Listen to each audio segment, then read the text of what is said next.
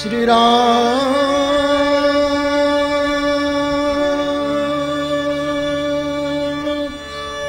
जय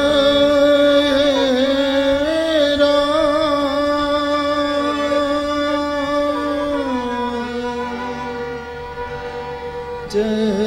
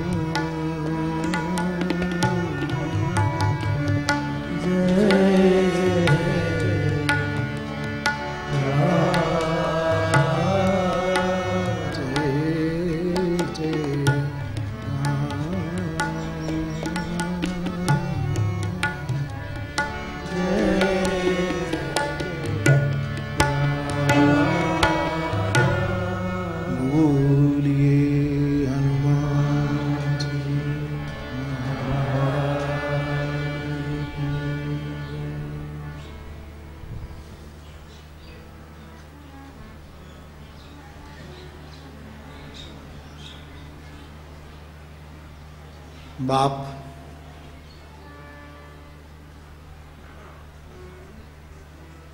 कुछ लोगों का मुझ पर एक मीठा आरोप है कि बापू कथा या तो प्रवचन करते हैं तो सबसे पहले चारों ओर देख करके गुजराती में कहવું પડશે पड़ बांधी ले छे।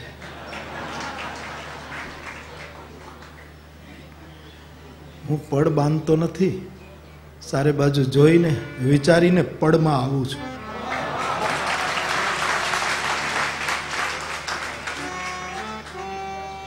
ये हसीन चेहरे यहां से शुरू करूं। मारा माटे आ माणस बहु रूपाळो छे। तुलसी भले जानकी ने सुंदरता कहूं सुंदर का, तुलसी भले रामचरितमानस में उसकी रचना में लंका की भूमि पर जो चरित्र गाया गया उसको सुंदरकांड का नाम देते हैं। राम तो स्वयं सुंदर है ही, मधुराधिपते रखिलम लोकाभिर। लेकिन मुझे मेरा व्यक्तिगत अभिप्राय कोई ले कि इस विश्व में सबसे सुंदर कौन है तो मैं कहूंगा मेरा हनुमान। तो ये हसीन चेहरे, अब हसीन शब्द का प्रयोग करूं तो रसिक जनों को तो अच्छा लगेगा, लेकिन वैराग में गहराई से या ऊपर ऊपर से जिस तरह रुचि लेते हो उसको शायद अच्छा न भी लगे। इसलिए मैंने बंबई की एक मुस्लिम सभा में कवि कौन है मैं नहीं जानता, लेकिन उसके ऐसे ही मंजूरी लेकर शब्द बदला था कि ये हसीन चेहरे, उसके बदले मैंने कहा कि ये हुसैनी चेहरे। चेहरा तो वही हसीन होता है जो कुर्बान होता है।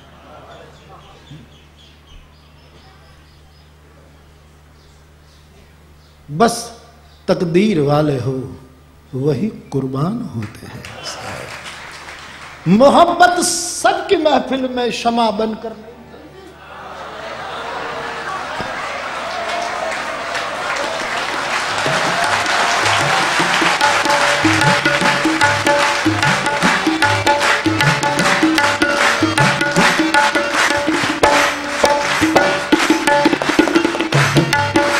मोहब्बत सबकी महफिल में शमा बनकर नहीं जलती,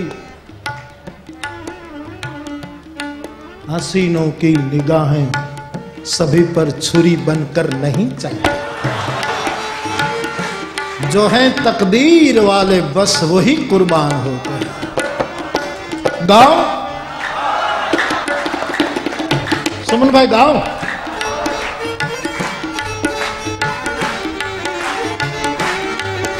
હવે મને બીક લાગે છે કે હું ક્યારે નાચું એ કાંઈ ખબર નથી।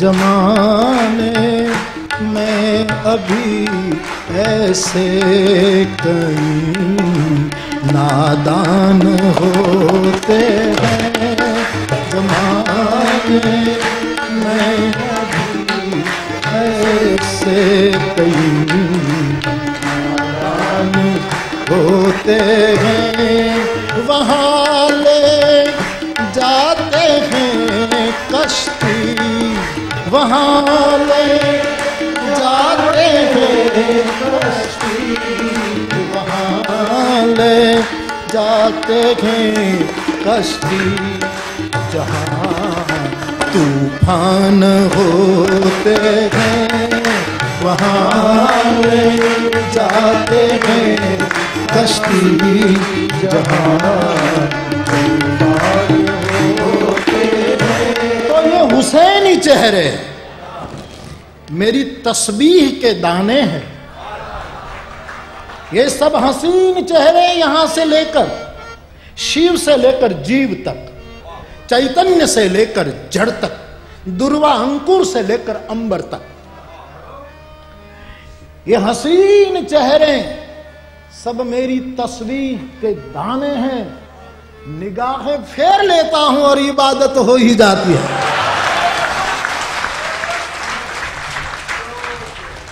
आ पड़ बांधवानी बात नहीं बाप, हमजीने पड़मा आववानी बात है। हनुमान जयंती के परम पावन अवसर पर 3 दिन से ही चल रहा था कैलाश गुरुकुल में अस्मिता पर्व, 9वां सत्र। उसमें आए मेरी और प्यार के कारण, वात्सल्य के कारण कितने मूर्धन्य शब्द की उपासना करने वाले आए। सभी वंदनीय साहित्य के जितने जितने विभाग हैं, इन सब के उपासक, इन सबको मेरा प्रणाम। यहां 3 रात्रि से हनुमान जी के चरणों में जो एक अर्घ दिया जा रहा था, उसमें पहले दिन पहली रात्रि आए गाने के लिए, कंठ संगीत के लिए वो आदरणीय अजयदा और उसकी सुपुत्री कौशिकी, उसको भी स्मरो। दूसरी रात्रि को प्रसिद्ध वीणा वादक, मोहन वीणा वादक विश्व मोहन भट्ट जी ने यहां अपना संगीत पेश किया। और गत रात्रि को रामबाड़ी के, मेरी इच्छा तो यहां ही रहती है कि यहां ही नृत्य, लेकिन अब संभव नहीं रहा। अब हो गया, वरना मैं ये स्थान यहां न करता, कहीं मैदान में करता। लेकिन जो हुआ होगा, उसका भी मेरे लिए महत्व है। तो रामबाड़ी में जो नृत्यांजलि समर्पित की गई, जिसमें सबसे पहले हमारे नरेश की बेटी, क्या नाम है बेटा, रूपाली ने सुंदर नृत्य किया।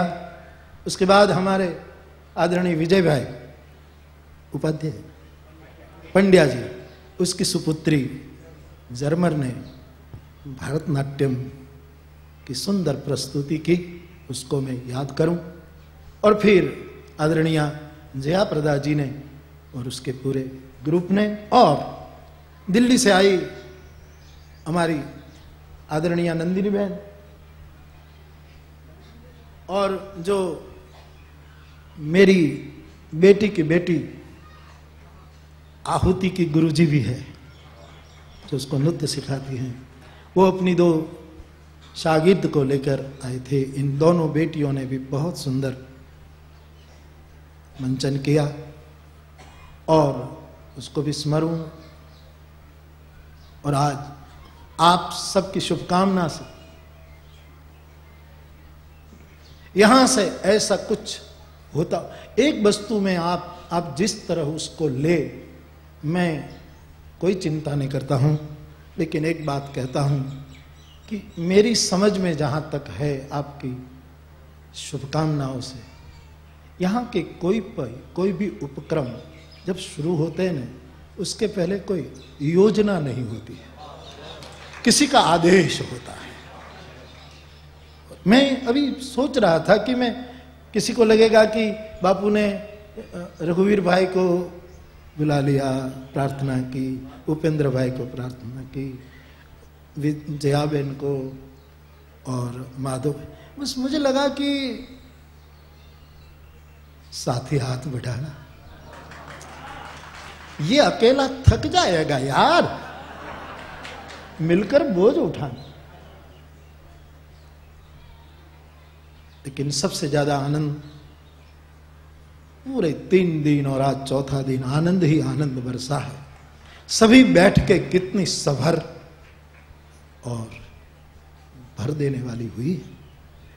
लेकिन एक विशेष खुशी तो आज मुझे यह भी है कि अभी मैं देवड़ा में भादर तट पर राम कथा कह रहा था देवी पूजक भाई बहनों के लिए, तब वो लोग रोज मेरे पास आए कि बापू हम साधनहीन हैं, भटकती जाती हैं, लेकिन आज तक हमारे में से कोई भी एक व्यक्ति दूसरे धर्म में कन्वर्ट नहीं हुआ। हमारी गरीबी का लाभ कोई नहीं ले पाया, हमारे अभावों का शिकार किसी ने नहीं किया, हमारा शोषण सलाह। तो मुझे जो हुआ सो कह रहा हूं, मुझे बार बार कहे कि बापू हमें उपासक तो हम देवी के हैं, लेकिन गुरु पद बिना ठीक नहीं, इसलिए आप हमारे सभी समाज के गुरु हो जाओ। मैंने कहा मैं जवाब दूंगा, और मैंने कथा में जवाब भी दिया कि मैं कोई गुरु नहीं हूं। हां, मुझे इतनी जरूर खबर है कि मैं इस पाघड़ी वाले त्रिभुवन दास दादा, जो मेरे ग्रैंडफादर है, उसका शिष्य हूं, और वो चरितार्थ करने की कोशिश में हूं। मुझे मजबूर साहब का वो बड़ा प्रसिद्ध शेर याद आ रहा है, ना कोई गुरु, ना कोई चेला, ना कोई गुरु, ना कोई चेला, मेले में अकेला, अकेले में मेला। मेले में अकेला और अकेले में मेला, यही तो मैंने कहा कि मैं आपको ऐसा गुरु बताऊं कि जो आपका कभी शोषण न करे, आपकी रखी हुई श्रद्धा का दुरुपयोग न करे। कल किसने कहा था मुझे याद नहीं, कल या परसों साहित्य की चर्चा में, कि गुरु नबळो होई शके पण गुरु पद कोई दिवस नबळू ना हो सके। तो मैंने कहा कि मैं आपको कहूं कि आप हनुमान जी की शरण में रहिए, उसको गुरु मानिए। तो मुझे खुशी है कि कल एक परिवार रोता रोता आया यहां देवी पूजक का कि बापू कथा पूरी होने के बाद बच्चे भी रोते हैं, हमको कहीं चैन नहीं पड़ रहा। सब्जी ले आए, चिबड़ा तरबूज ले आए। मैं कहूँ तुम्हें आज रोका जो। मुझे सहज ऐसा हुआ कि मैं आज की हनुमान जी की यात्री एक देवी पूजक की कन्या के हाथ क्यों न उतरा हूं, ताकि समाज से एक भ्रांति भी निर्मूलन हो कि बहन लोग हनुमान की पूजा न कर सके, और ये भ्रांति कम से कम यहां से ही टूटनी चाहिए। मुझे खातरी है, मुझे भरोसा है कि यहां जो टूटेगा वो नया बनकर उभरेगा, जिसकी देश काल को समकालीन समाज को जरूरत हो गई। इसलिए एक तो इस बेटी ने आरती उतारी और वो भी देवी पूजक, और उनके गुरु ये है। तो बच्चे तो नहीं।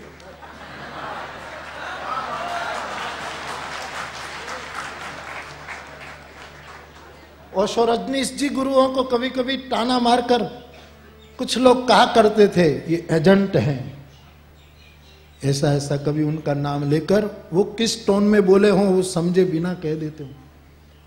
नहीं, जो समझे हैं वो बीच में रहता नहीं। लिखा लिखी की बात नहीं, ये देखा देखी की बात। साहेब का गुंजारा साहित्यिक परिषद में हुआ, दलपत भाई ने बहुत, कबीर साहब का दोहा। देखा देखी की बात नहीं, लिखा लिखी की बात नहीं, ये सब देखा देखी की बात। दुल्हा दुल्हन मिल गए, फीकी पड़ी बारात।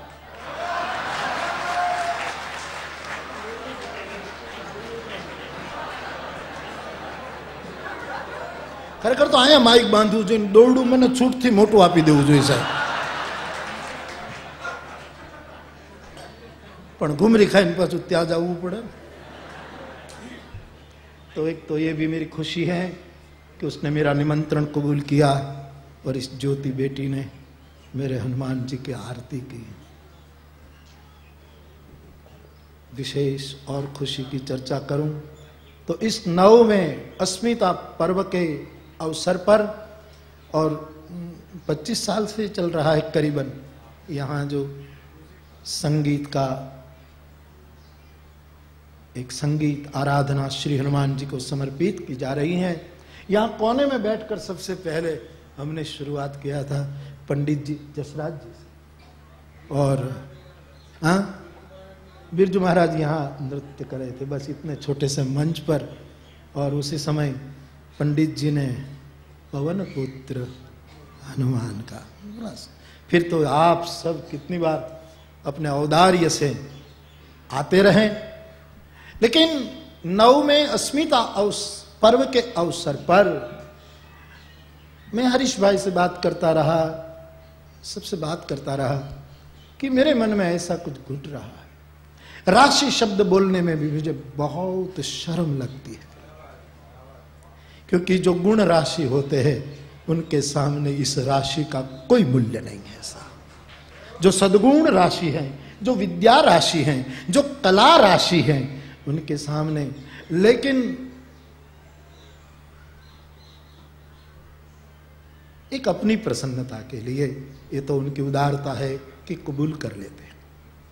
तो एक नया उपक्रम शुरू हुआ कि शास्त्रीय संगीत में जिन्होंने अपना जीवन समर्पित किया है, ऐसे 4 आदरणीय संगीत के उपासकों की हम यहाँ तलगा जरड़ा के चित्रकूट में वंदना करें। वैसे तो कमेटी बनानी चाहिए, चयन समिति,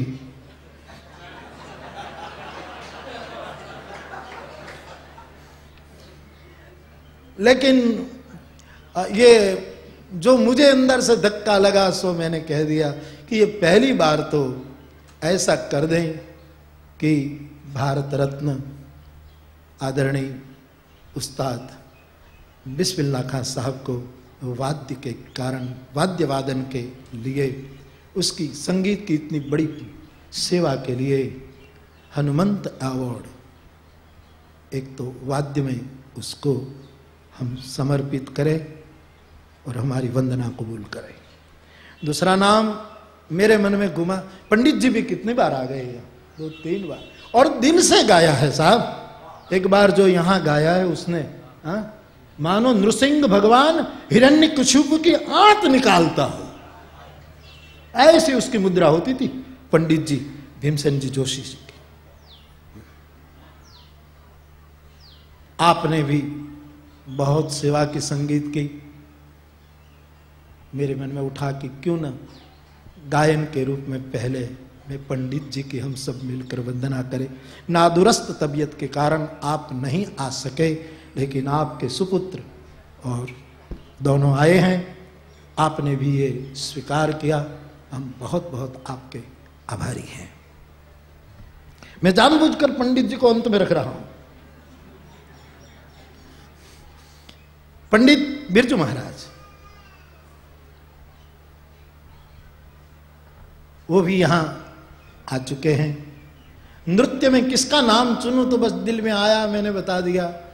और आप व्यस्त हैं, आपने अपनी शिष्या को, महुआ शंकर को यहाँ भेजा, और आपने भी हमारा ये हनुमंत अवार्ड कबूल किया, इसलिए आपको मैं नमन करता हूँ। और चौथे परम तबला वादक,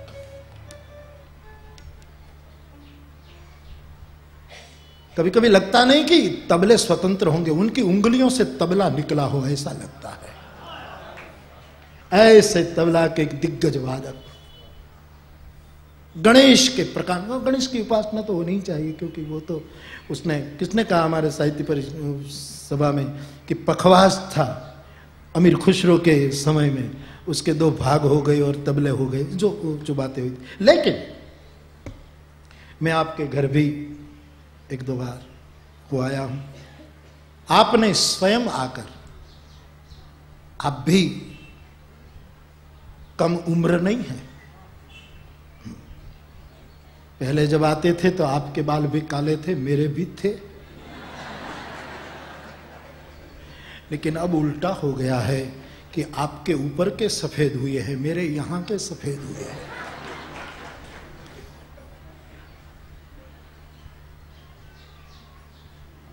और मोहब्बत आयु थोड़ी देखती है, और आयु देखे वो मोहब्बत कौन काम की? हाँ, ऋतु देखे, आयु देखे, गुण देखे, वो मोहब्बत नहीं है। नारद कहते हैं भक्ति सूत्र में, गुण रहितम कामना रहितम अविच्छिन्नम, ये जो 6 सूत्र नारद जी ने भक्ति सूत्र में प्रदान किए।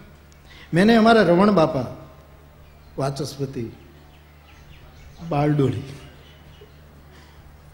क्या कब ये वैलेंटाइन डे था ना, तो मैंने सोचा कि मैं वैलेंटाइन डे कैसे मनाऊं।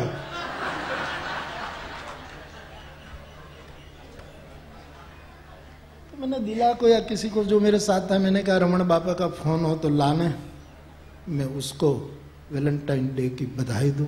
तो मैंने रमण बापा को फोन किया बारडोली, उसने उठाया। मैंने कहा मैं मुरारी बापू बोल रहा हूं और हैप्पी वैलेंटाइन डे। ए बापू, मैंने कहा ये बच्चे मोहब्बत कर सकते हैं क्या, हम बूढ़े नहीं कर सकते यार?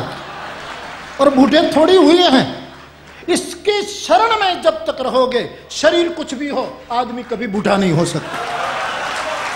और किसी को बूढ़ा कर दे तो उसकी अजरता 2 कौड़ी की हो जाएगी। इसकी अजरता का कोई मूल्य नहीं हो सकता। और ये अजरता का वरदान कोई सामान्य व्यक्ति ने नहीं दिया है।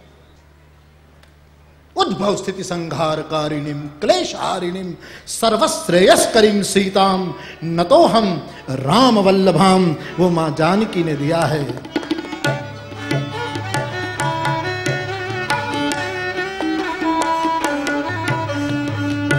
अजर अमर गुण निधि करहु बहुत रघुनाथ कृपा प्रभु अस सुनियाना, निर्भर प्रेम मगन हनुमाना, अमर गुणनी सुत बहुत रघुनायक, मैं कृत कृत्य भयउ अवमाता, आशीष तब अमोघ विख्याता। तो आप पधारे, स्वयं आए। मैं तो कह रहा था कि बुजुर्ग संगीत आराधक न आ सके तो कोई चिंता नहीं, यहां से कोई प्रतिनिधि जाकर उनके स्थान में, उनके चरणों में वो कबूल करे, वही हमारे लिए धन्य घड़ी है। फिर भी आप आए, लेकिन आपके बाल सफेद हैं। अभी भी कैमरे से आप फोटो ले सकते हैं, टेलीफोन के कैमरे से वो फोटो ले रहे थे। किसी भी कला का उपासक कभी बूढ़ा नहीं हो सकता।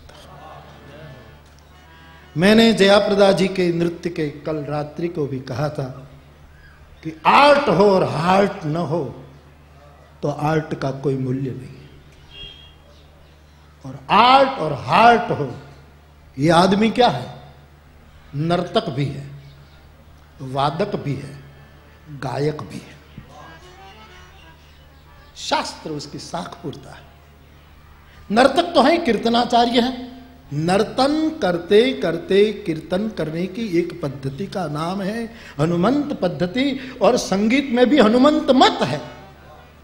एक मत चलता है संगीत में श्री हनुमान जी के नाम से। तो ये नर्तक हैं। स्टेज प्रोग्राम नहीं करते थे। इसका मतलब मैं आलोचना के रूप में नहीं कह रहा हूं। उसका पैर राम नाम लेकर, मानस की चौपाई सुनकर, वाल्मीकि का श्लोक सुनकर जब भी पैर थिरकने लगता था, तब दुनिया का मंच उनके पैरों के नीचे आ जाते थे। जगत की सभी रंगमंच विद्या उनके पैर को छूती थी। तो ये नर्तक है। विनय पत्रिका में गोस्वामी जी कहते हैं साम गायक है, साम वेद का ये गायक है, बहुत सुंदर गाता है, अद्भुत गायक। और कथक भी तो है। रामचंद्र गुण बरन सुनत ही सीता, भगवान राम की कथा मां जानकी के सामने ऐसा कथन किया, ऐसा वर्णन किया, ऐसा गायन किया उसने कि मां जानकी के दुख भाग गए। गायन तो उसी का नाम है ना जो दुख भगाए। कथन उसी का नाम है जो आदमी को संताप से मुक्त करे। नर्तन उसी का नाम है कि आदमी को धरा से थोड़ा ऊपर उठा दे। तो ये नर्तक है, गायक है, वादक भी है। तो आपने यहां आकर तबला वादन में आपने विश्व को कितना बड़ा योगदान दिया है। हम और कुछ न कहकर साधु साधु साधु। अब ये तो हुई भूमिका। अब वहां लोग ज्यादा बड़ी लंबी लंबी भूमिका करते हैं तो मेरा कौन गुनाह है यार? नहीं नहीं, तो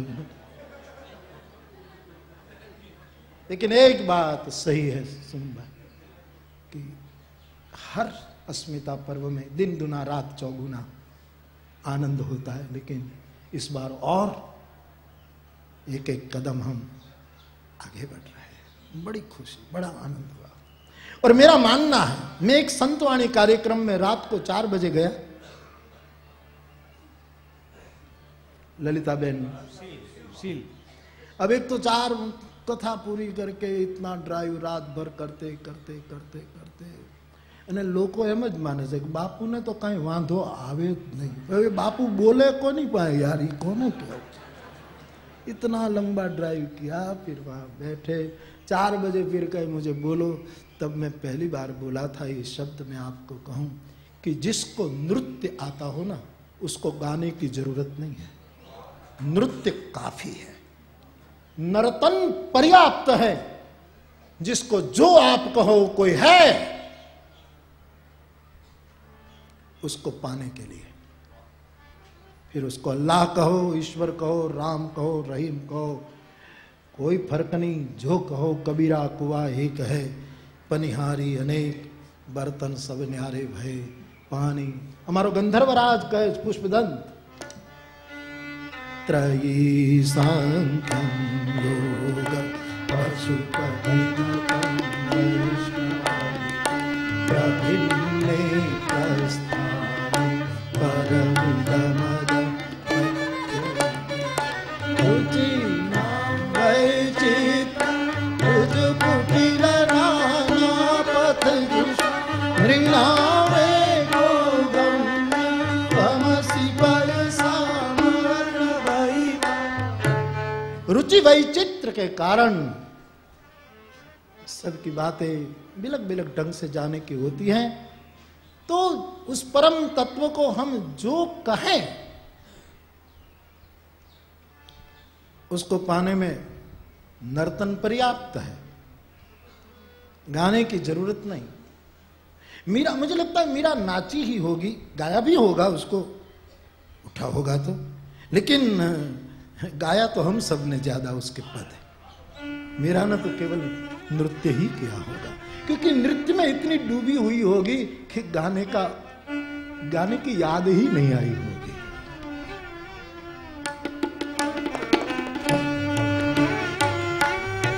તમે चिंता नहीं करता हूं, समयसर पूરું કરી દઈશ। હું કથાની વ્યાસપીઠ ઉપર નથી બેઠો, એટલે જરાય ચિંતા નહીં કરો।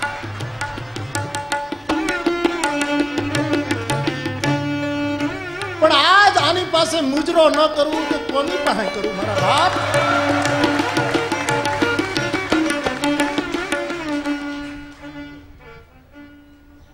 દાસી જીવન ભેમને ભાળી, પ્રાચીન ભજનોની આપણી એક કહેવો આપી।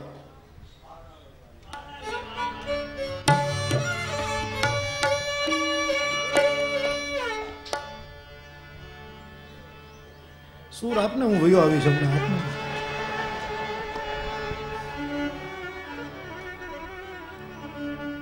दासी जीवन भीमने भाड़ी अने वारणा लौवारी,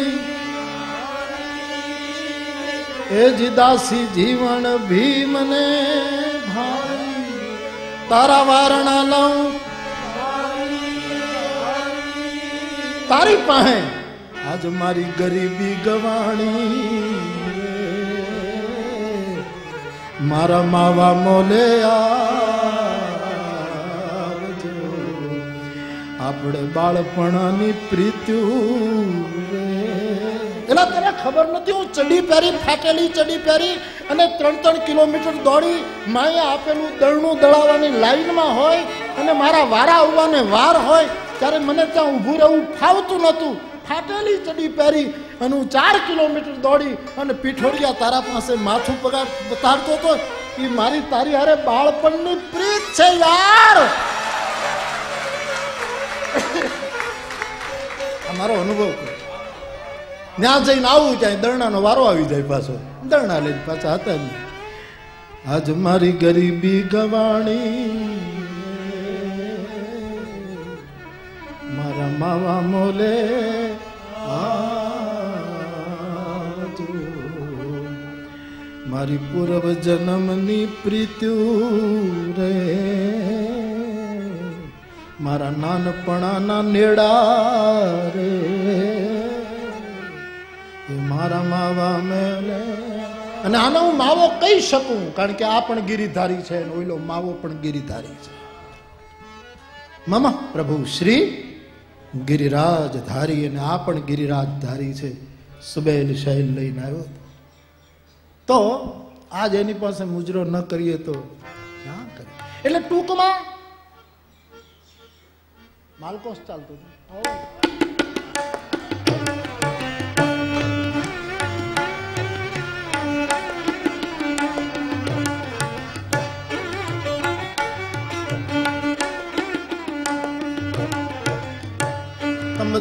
समझो राग कैसा है, इसलिए गाने की जरूरत नहीं।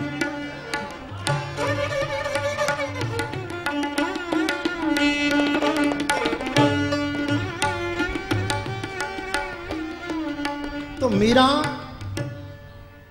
नृत्य करती हैं, गाया भी होगा मुझे खबर नहीं, लेकिन जो नृत्य कर लेता है उसको गाने की जरूरत रहती नहीं होगी, क्योंकि नर्तन वहां पहुंचा देता है। और जिसको गाना आ जाए ना, उसको बीच में बहुत बोलने की जरूरत नहीं है। गाना पर्याप्त है, व्याख्या और भाष्य की जरूरत नहीं है। कई लोग गाते कहते उसकी उदारता है कि हम समझे कि नहीं, वो समझाने के लिए बार बार बीच में बोलते, उनका औदार्य है, उनकी करुणा, इस करुणा को नमन। लेकिन कृपा भी कभी कभी कठोर हुआ करती है। मैं जब हिंदी मैट्रिक तक पहुंचा तब एक हिंदी सिलेक्शन में कठोर कृपा, वो मेहमान आता है और सफरजन का पेड़ काट देता है, क्योंकि पूरी जीवनी उस सफरजन पर चलती थी। कठोर कृपा ऐसा।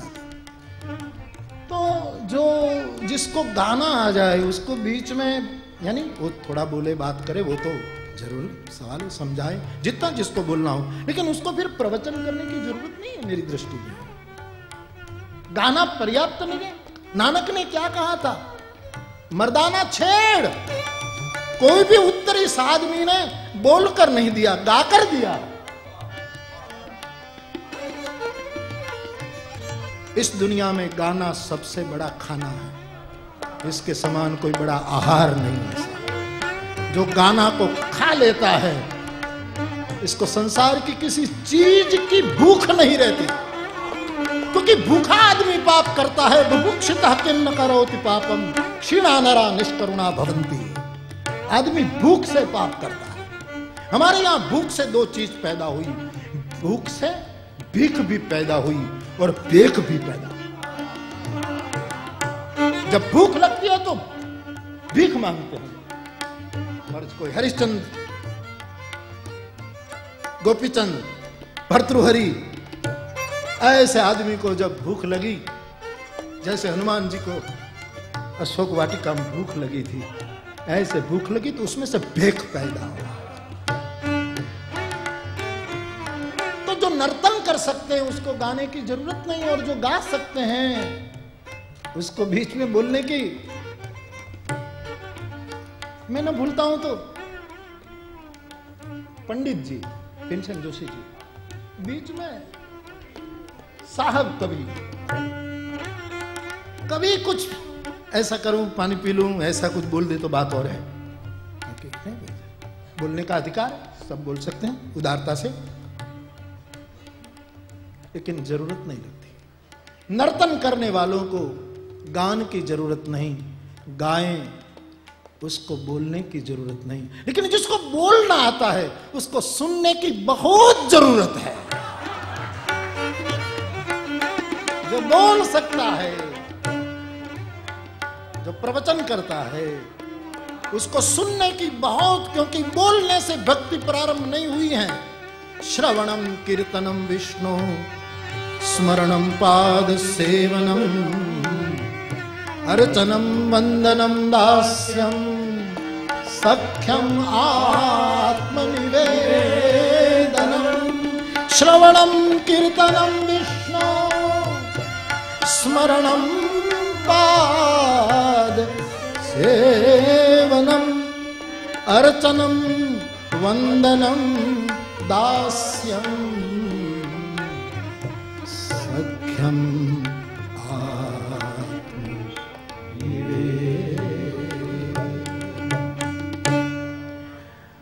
तो आप ऐसा मत समझना कि बापू 3 दिन से सुन रहे थे इसलिए अब टूट पड़ने वाले हैं। पण रत आए न बोलिए तो हैया फाट मरा। आज तो मुजरा करने का दिन है। तो ये नर्तक है, ये गायक है, ये वादक है। हनुमान जी बहुत से वाद्य बजा सकते थे, लेकिन किसी भी वाद्य को लेकर उसको मिलाना, सुर मिलाना, ये करना बहुत उसको समय बर्बाद होता था। ये जरूरी है। આપણે આ બધા નથી કહેતા કે આ લોકો સ્ટેજ ઉપર આવ્યા પછી સંગીતમાં સંતવાણી ને લોક સાહિત્ય એમાં તબલા ને બધું મેળવાય એમાં બહુ વાર લગાડે, એમાં આપણે થાકી જઈએ, એટલી વાર લગાડે. એટલે કોકે કીધું કે આ બધું ઘરે મેળવીને આવતા તો કે ઘરે મેળ નથી એટલે તો બહાર નીકળ્યા છે. આ તકલીફ જ આ છે. ઘરમાં મેળ હોત તો શું કામ?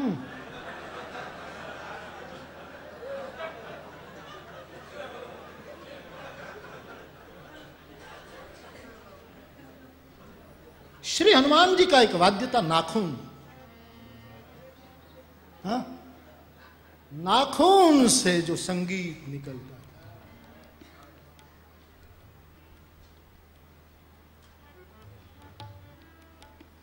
संगीत में ताकत है आग प्रकट करने की, संगीत में ताकत है वर्षा निर्माण करने की. सही उपासक सही समय पर अनुष्ठान करे तो क्या नहीं होता.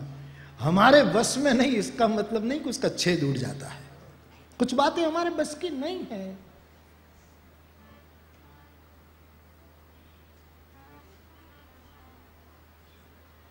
ये लंका के राक्षसों ने घी तेल वाले कपड़े लपेटे हनुमान जी की पूंछ पर और फिर लंका जली. वो तो बहाना मात्र है. तू तो एक बहाना है. विज्ञान व्रत का शेर है, छोटी बहर का, दिल्ली का शहर. तू तो एक बहाना है प्यारे, तू तो एक बहाना है. तू तो एक बहाना था, हमको धोखा खाना था. तो लंका जब जली ने आग प्रकट हुई तब उसने एक वाद्य बजाया था और वो है नाखून. नाखून के वाद्यों से कभी अग्नि प्रज्वलित होती थी, कभी तो ये અને મેલ તો सब में करना होता है. ત્યારથી આ નખ કાપવાનું આવ્યું છે कि माप में होना चाहिए, नाप में होना चाहिए. तो वादक भी मेरे कहने का, और शंकर अवतार में तो वो डमरू वादक है ही. शंकर के रूप में तो डमरू वादक है ही. तो श्री हनुमान जी में तीनों हैं और इन तीनों विधाओं से सर्वश्रेष्ठता उनकी यह है कि सबसे ज्यादा वो श्रोता है. राम कथा का निरंतर श्रवण करते हैं, किसी की गान विद्या का निरंतर श्रवण करते हैं, वाद विद्या का निरंतर श्रवण करते हैं, किसी के नर्तन को चुपचाप देख करके निरंतर उसको देखते हैं.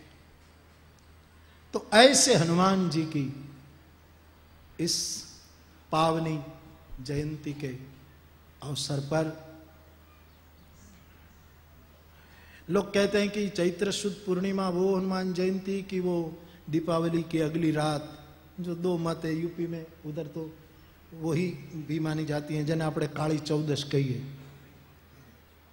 અને જે हो हनुमान कभी भी प्रकट हो सकता है. उसके लिए कोई तिथि जरूरी नहीं. दोनों में से कोई भी लो, बात एक ही निकलती है. बात एक ही.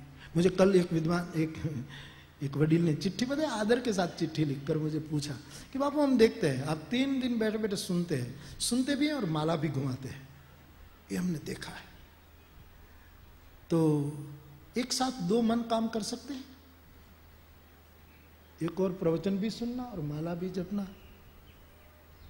2 जगह मन कैसे जा सकता है? मैंने कहा कान 2 हो और एक ही बात सुनाई देती हो, आंखें 2 हो और दर्शन 1 हो, पैर 2 हो, गति 1 हो. हाथ का मैं कुछ नहीं कहूंगा क्योंकि हाथ पर ज्यादा भरोसा. वैसे है भगवान, अयम में हस्तो भगवान श्रुति कहती है. लेकिन ये 2 हैं और उसकी निष्पत्ति 1 है. तो प्रवचन भी सुना जा सकता है, माला भी जपी जा सकती है. और प्रवचन में मन लग जाए और माला छूट जाए तो वो भी तो भजन है. मुझे बहुत अच्छा लगा और मैंने अग्री शब्द उच्चारा था, मुझे अंग्रेजी नहीं आती, लेकिन मेरा हाथ ऊपर उठा था जब कहा कि क्या गजल एक अंत समय में पढ़ ले तो क्या हरि नाम नहीं हो सकता है, गजल पर्याप्त है। तो श्री हनुमान जी में ये सब है। तो उसकी जयंती कोई भी लो, मैं इस चर्चा में पढ़ता ही नहीं, वो विद्वानों का विषय है कि शोध करें, उसका विषय है कि किस दिन हनुमान जी प्रकट हुए।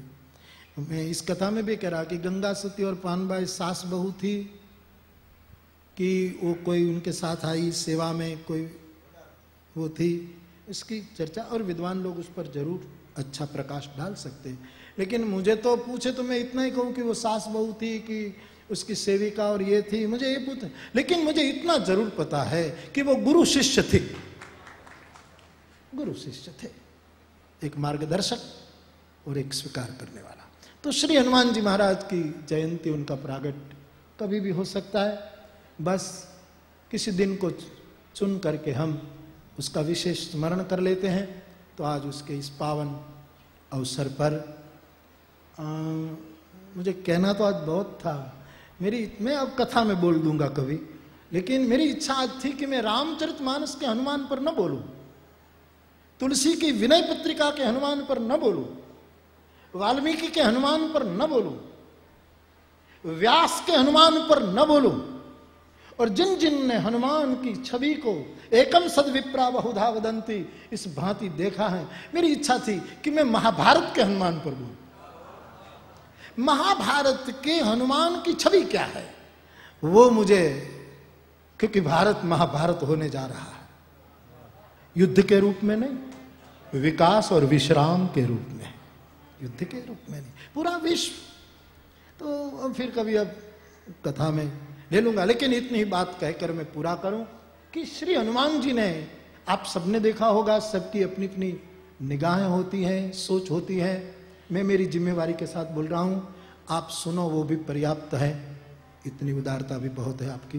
लेकिन हनुमान जी में मैं जो कुछ बातें प्रधान रूप से देखता हूं वो सौंदर्यवान है,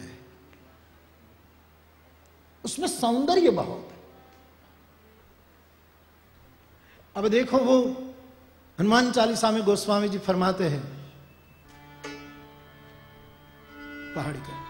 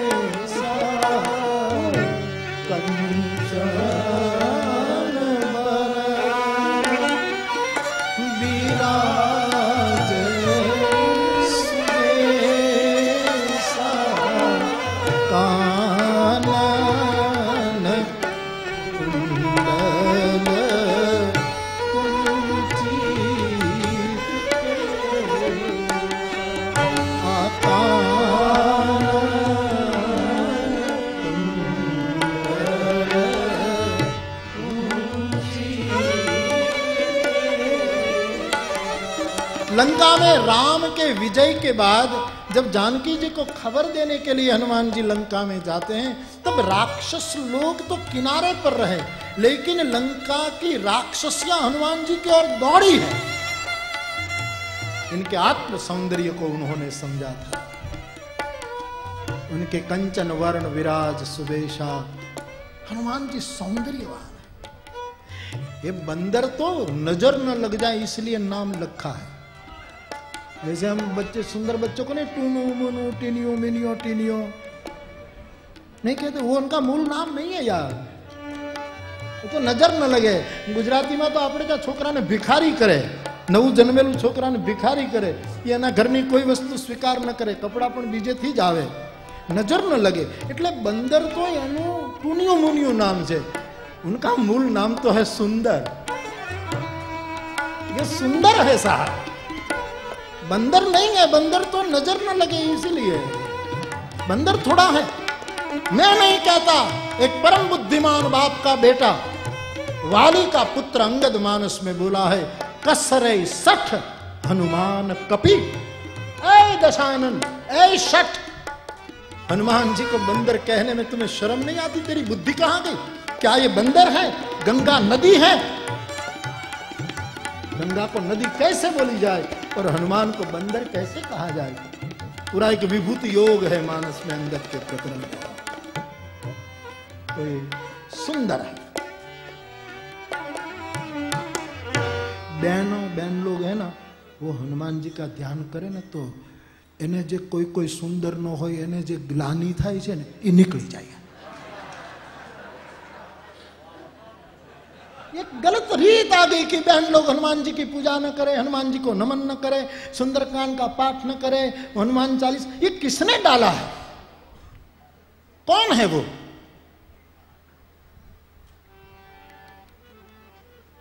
रक्षक पोषक सबका होता है, और ज्यादा से ज्यादा सुरक्षा की जरूरत तो माता को होती है। हाँ, पुरुष तो फाट्यो फरतो है ना, शू यार। भगवान सबके सुंदर।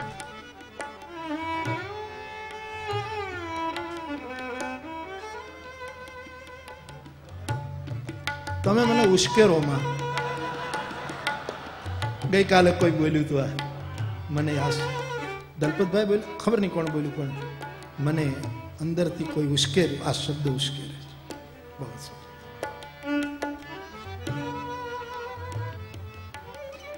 सुंदर है, बंदर नहीं तो उसमें सौंदर्य है।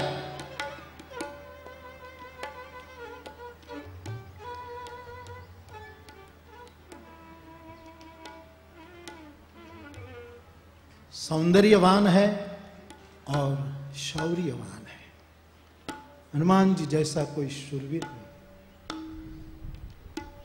इतनी शूरता किसमें है? अतुलित बलधामम हेम शैलावदेहम दनुज वन कृशान ज्ञानी नाम अग्रगण्यम।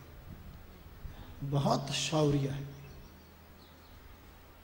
हनुमान जी में, धैर्य बहुत है। उसके समान धीरता किसकी है? और मानस तो स्पष्ट करता है कि आदमी में शूरवीरता हो और धीरता न हो तो उसका जीवन रथ कभी चल नहीं सकता। सौरज धीरज तेहि रथ चाका सत्यशील दृढ़ तेजावत। तो सौंदर्य है, धैर्य है, शौर्य है। ये तो केवल कहने के लिए मैं कह रहा हूं, बाकी तो तुलसी की लेखनी गिर चुकी। सकल गुण निधानम वानराणाम धीशम। तो बाप हनुमान जयंती के अवसर पर मैं और आप, मैं तो जरूर अपनी जात को कह सकता हूं, आपको तो केवल विनती कर सकता हूं, यदि हम कायर न बने किसी भी बात में, कायर न बने। छोटी छोटी बातों में हम कायर हो जाते हैं। मर गए, अब क्या होगा, आहा क्या सोचा था, क्या हुआ। कायर मत हो, धैर्य कंथा, कायर ना हो। वो यदि हम सीखे तो जीवन में आनंद आएगा। और शायद ये शूरवीरता आ जाए तो धैर्य न गंवाएं,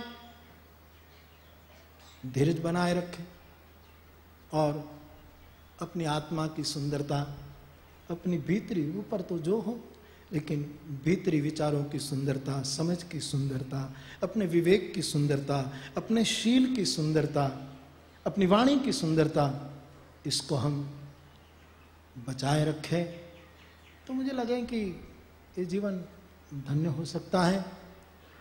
और कुछ न कहकर प्रतिवर्ष हनुमान जयंती के अवसर पर आप इतनी बड़ी संख्या में यहाँ आते हैं, आनंद होता है। खास करके 3 दिन जो अस्मिता पर्व यहाँ चलता है उसमें सभी प्रेमवश आते हैं। मेरी प्रसन्नता तो है ही अवश्य। આપને શું કહું કે આ અસ્મિતા પર્વ થઈ જાય ને એટલે આંબાને બીજે વર્ષે મોર હારા આવે છે યાર સાહેબ. કેરીઓ સારી લટકે છે, નાળિયેરો સારા આવવા માંડે છે, એવું થવા માંડે. એ તો બહુ ઝીણી દ્રષ્ટિએ આપણે જોઈએ તો ખબર પડે कि समग्र अस्तित्व पर कितनी असर होती है. बहुत असर. लोग बहुत कम देखते हैं.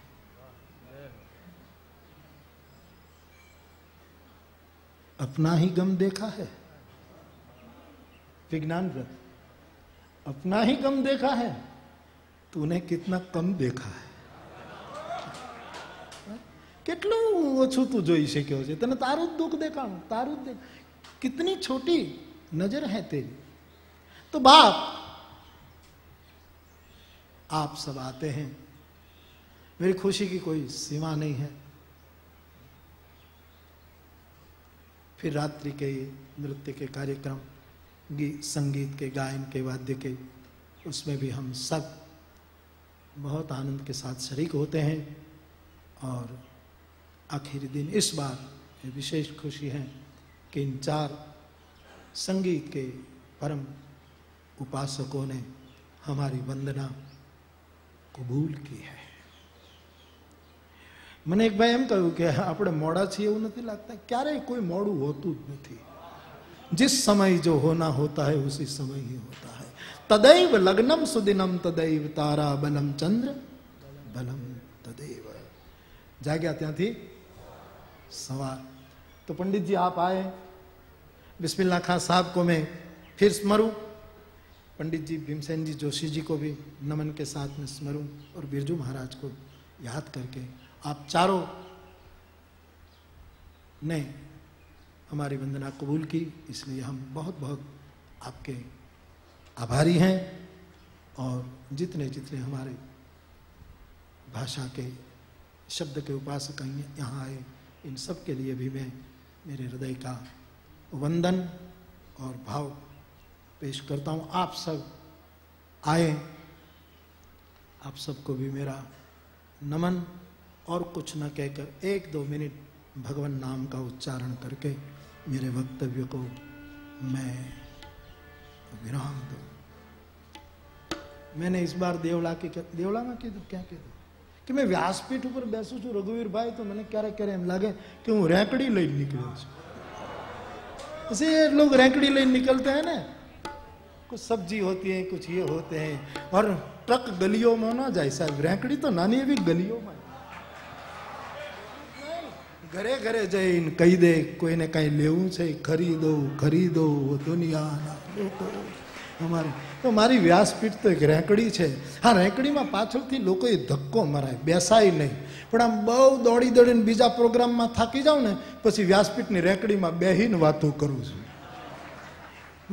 પછી એમ પણ થાય કે રેંકડીમાં વળી પાછા માઇક હોય, લોકો સાંભળવાનું ભૂલી ગયા ને એટલે માઇક લગાડવા પડ્યા છે સાહેબ.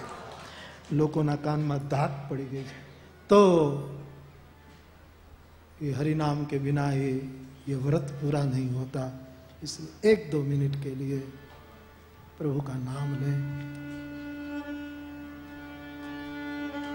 और प्रभु का नाम मेरी दृष्टि में कथा में बहुत खुलकर कहता हूं कि कोई भी नाम मेरे लिए प्रभु का नाम, यदि दिल से निकले तो हरे राम राम राम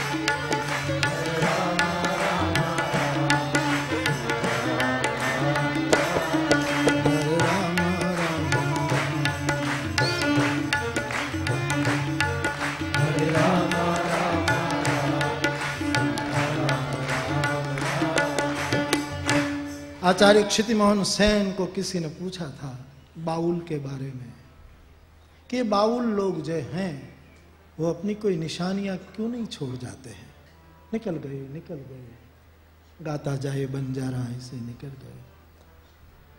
तो जब आचार्य ने स्वयं पूछा किसी बाउल को कि गाते रहते हो, कीर्तन करते रहो, मन में आए गाया चल दिए, कुछ निशानी तो छोड़ते थे।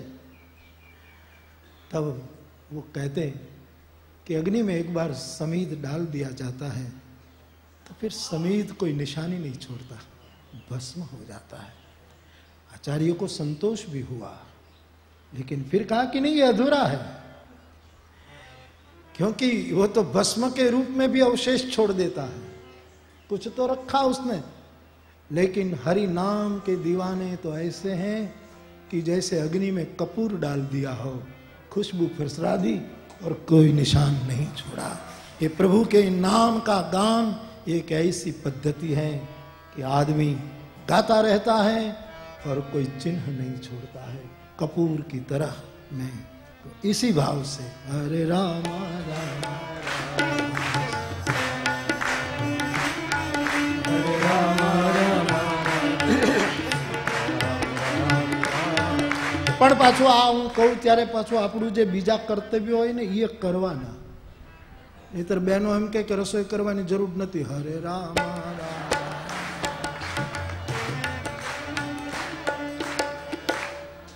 कर्तव्य भूल कर किया गया कीर्तन मेरी दृष्टि में सफल नहीं होता है। कर्तव्य के साथ कीर्तन हो वो कृष्ण तक पहुंचा देता है। आओ हम अपना कर्तव्य भी निभाएं, अपनी ओर से निभाएं। उनका फर्ज क्या है? जिगर मुरादाबादी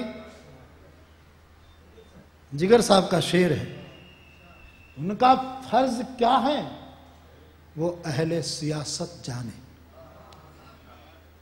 यहां कोई सत्ता को संकेत नहीं है, जो जिसकी मौत, जो जिसका कर्तव्य वो जाने उनका फर्ज क्या है, हम उसमें क्यों जाएं? उनका फर्ज क्या है वो अहले सियासत जाने। मेरा पैगाम मोहब्बत है जहां तक पहुंचे। हरि कीर्तन ये तो प्रेम का संदेश है। कितनी अच्छी गजल कल गोधरा से आए कवि ने, प्रेम का। हाँ भैरवी कर, मैं हरीश भाई को कहने वाला था कि आखिर में भैरवी आप करें, लेकिन उसने ही भैरवी कर दिया था। तो प्रभु के नाम के साथ मैं मेरे वक्तव्य को हनुमान जी के चरणों में समर्पित करता हूँ। आप सभी को प्रार्थना है, 2 जगह जो व्यवस्था है भोजन की, हरीश भाई ज़्यादा कहेंगे, वैसे प्रसाद लेकर जाना। फिर भी कोई जल्दी हो, सुबह में प्रसाद ले लिया हो, इच्छा न हो, फिर बापू ने कहा और ऐसे चले जाए तो अपशुकन। यहाँ अपशुकन हो, अपशुकन का तो मारो गोली यार। इंसान का जन्म से बड़ा कोई शकुन नहीं है ऐसा है, फिर कौन अपशुकन? अपशुकन क्या है यार? अपशुकन के बारे में बहुत डरे हुए दूसरों का अपशुकन बन सकता है, बाकी कोई अपशुकन, मंगल के पेट से अमंगल निकल ही नहीं सकता, वहां से मंगल ही निकलता है। अपशुकन अपशुकन, इसलिए कोई जल्दी हो तो जा भी सकते हैं, कोई नहीं, लेकिन प्रसाद लेकर जाओ तो हमको अच्छा लगता है। और क्या बस पूरू करूं दिला।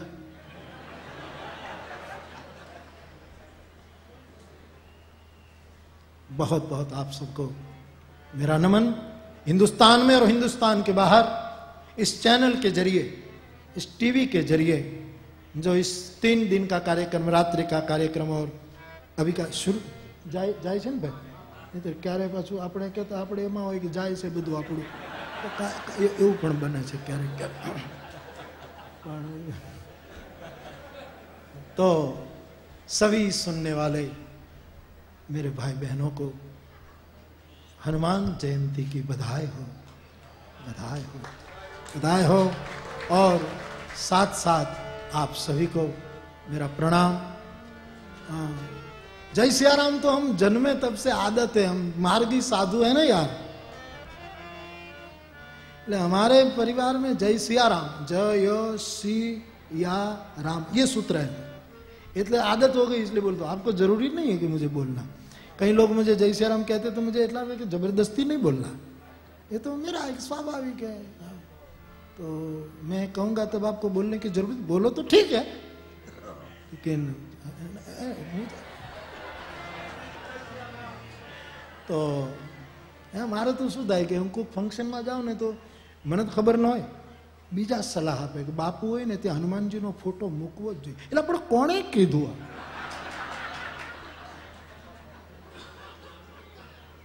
કોણ આવો નિકટનો મિત્ર જાગ્યો? એટલે કે બાપુ હોય ત્યાં રામનો ફોટો હોય, બાપુની ખુરશી હોય, એના ઉપર આવું આસન નહીં નહીં ભાઈ। બાપુ તો માર્ગી સાધુના ખોરડે જન્મે ને, બાળકી જન્મે ત્યાંથી બાપુ થઈ જાય છે। કારણ કે જે મોટી ઉંમરનો બાપુ હોય ને એ આખા ગામનો દીકરો થઈને જીવ્યો હોય છે, એટલે એને બાપ થવાનો અધિકાર છે સાહેબ। બાપુ શબ્દનો મારો અર્થ છે બા માની પૂર્ણ બા માં, और पू मानी पुत्र। એમાં રસવાઈ દીર્ઘઈનું માફ કરજો ભાઈ સાહેબ। રઘુવીરભાઈ, કોઈ મને વિદ્વાનનો પત્ર આવે ને તો ટપાલમાં જવાબ ન લખું, મને બીક લાગે કે રસવાઈ દીર્ઘઈની ભૂલો કાઢશે, એટલે હું ફોન જ કરું, ભલે મોંઘું પડે લખું, મને બીક લાગે। હમણાં હરીશભાઈને પૂછો કે હોસ્પિટલમાં રસોઈ હોય કે દીર્ઘાય, મારા બોલવાનું છે ને ઓલામાં, એટલે હોસ્પિટલમાં રસોઈ હોય ને, એટલે મારે પૂછવું પડે કે આપણે લખીએ, અને સ્વાભાવિક એને એનું જ્ઞાન હોય એટલે સ્વાભાવિક છે એ આપણો સુધારો કરે, પછી બધું બહુ લાંબુ થાય, એટલે હું બહુ ટપાલ લખતો નથી, કારણ કે આપણો ગોટો થાય, મારો તો થાય જ યાર, હું સ્પષ્ટ કહું, એટલે હું ફોન કરી દઉં। અમે કંઈ ટપાલ પરબીડિયા કંઈ હોંઘા નથી હવે, એ તે મોંઘા થતા। તો બા એટલે બા, અને પુ એટલે પુત્રમાં શું હોય પાછું, આમ હિન્દીમાં દીર્ઘ કરે ને ઓલું કે જે હોય આપ સમજી ગયા એટલે બરાબર ને। સરદાર વલ્લભભાઈ પટેલ પેલી સભામાં અમુક ઓલું એવા શબ્દો બોલ્યા, એટલે બધા કે આનો અર્થ શું થાય, કે સરદાર કે એનો અર્થની જરૂર નથી, મેં જેને કીધું એ બધા સમજી ગયા છે, એટલે એનો અર્થ કરવાની જરૂર નથી, જેને મેં કીધું એ બધા સમજી ગયા છે। એટલે પણ મારી સ્વાભાવિક ભૂલ થાય, ભાષાનું આપણું પેલું નહીં, એટલે જે સમાજની બા બનીને જીવતો હોય, સાથોસાથ સમાજનો પુત્ર બનીને પણ જીવતો હોય, એને કદાચ બાપુ શબ્દ લાગતો હશે। એટલે જ્યાં મોરારી બાપુ હોય ત્યાં બધું આવું હોય ને આવું રાખો, આવી બધી ભ્રાંતિઓ તોડું। જ્યાં સુધી મારી જાગૃતિ અને મારા ખ્યાલમાં આવે ત્યાં સુધી તો મારા નિકટના જે મિત્રો એ સલાહ આપી હોય એને તો હું કોશિશ કરું, પણ પછી આપણા કાબુની બહાર ન હોય પછી તો બધું સહન કરવું પડે। તો બાપ, આપ સૌ કોઈ અપશુકન બપશુકન માનતા નહીં, જમીન જાશો તો વધારે આનંદ છે, કોઈને મુશ્કેલી હોય તો એમ। અને આજે આપને સૌને વિદાય આપીએ છીએ, પણ પુનરાગમનાય ચ રમેશ મહેતા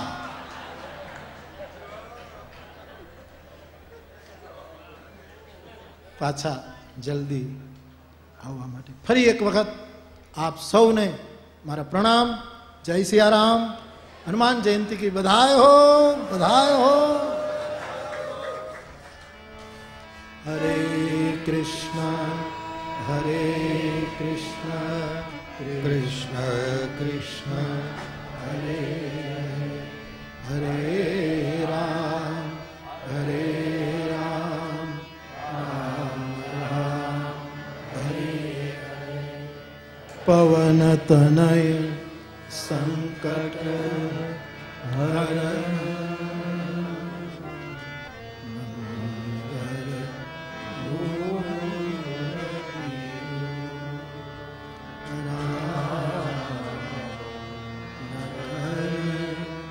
सीता सहित हृदय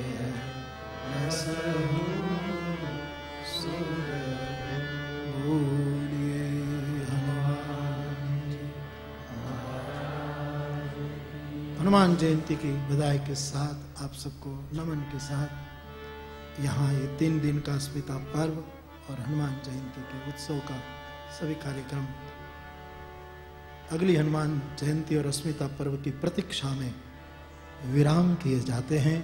भाव और श्रद्धा के साथ रामचंद्र भगवान की, श्री बालकृष्ण भगवान की जय, सद्गुरु भगवान की जय।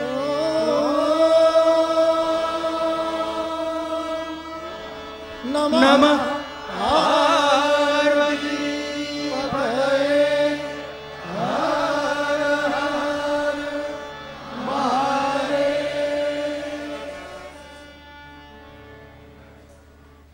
श्री हनुमान जयंती महोत्सव अभी पूर्ण नहीं हुआ है, बैठ जाइए सब। अब तक हनुमान जी महाराज के सामने बड़ों ने अपना भाव रखा।